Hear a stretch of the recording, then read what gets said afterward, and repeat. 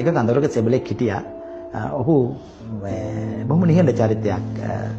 කොටිම කියනවා නම් ඔහුට පෙම්වතියක්වත් හිටියේ නැහැ.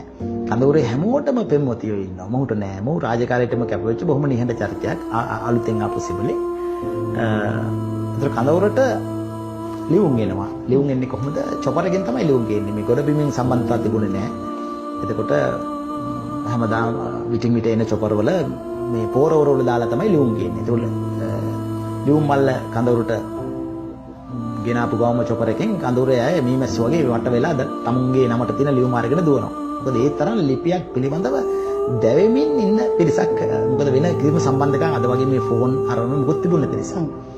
එතකොට මේ සෙබලා එක නිමාඩුවකදී දැන් හැමෝම ලියුම් අරගෙන යනවා. ඒ සෙබලට ලියුමක් නැහැ. ලියුමක් කියවන්න බෙම්මතියක් නැහැ. ඒක නිමාඩුවකදී ඔහු තමුන්ගේ ප්‍රේමය හාහපුරා කිය තමුන්ගේ මේ නෑනට ප්‍රේම යෝජනාවක් විවාහ යෝජනාවක් කියනවා. නෑන කලබලලා මොහු තරේ ප්‍රතික්ෂේප කරනවා. බයි නෑ. එහෙමයි. ඊට පස්සේ මොහු ආපහු කාලෙකින් නිමාඩු ගිහලා දෙවෙනි නිමාඩුවේදීත් මේ උත්සාහය දරනවා.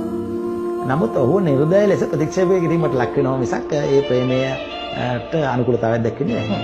ඊට පස්සේ කොහොම කාලයක් ගියාට පස්සේ මාස ගානක් කඳවුරේ කිසියම් මෙහෙයුමකට මට පිළිසක් සූදානම් කරනවා. එතකොට මේ සෙබලත් ඒ මෙහෙයුමට සම්බන්ධ වෙනවා.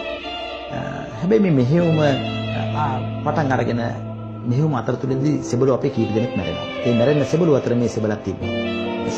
ඊට පස්සේ චොපර් එකක් මේ මියගිය අයගේ සිරුරු ටික කඳවුරට ගෙනල්ලා චොපර් එකක දාලා මේ චොපර් එකක් කෙනා මේ අයගේ සිරුරු අරගෙන යන්න. ඒ චොපර් එක ඇවිල්ලා මේ අයගේ සිරුරු ටික මේ අර මං කිව්ව සෙබලගේ සිරුරත් ඇතුළුව සිරුරු ටික චොපර් එකට දාගන්නකොටම චොපර් එකෙන් සුපුරු විදිහට ලියුම් වලක් ගෙනල්ලා දෙනවා කඳවුරට.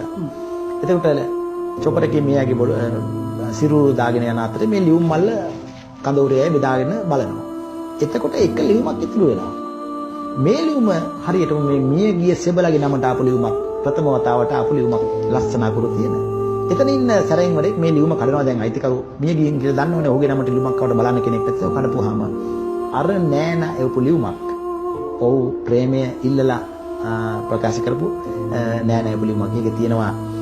ඔයා අවස්ථා කීපයක් මගෙන් මේ ගැන ඇහුවා. මම මුලින් ඒක නෑනොත් උනා. නමුත් මං අම්මා එක්කත් කතා කරා. මං ඔයාගේ යෝජනාවට කැමතියි කියලා. හැබැයි මේ ලියුම ලැබෙනකොට ඒ සෙබලගේ සිරුර අනුරාධපුරයට චොපරේ කියනවා.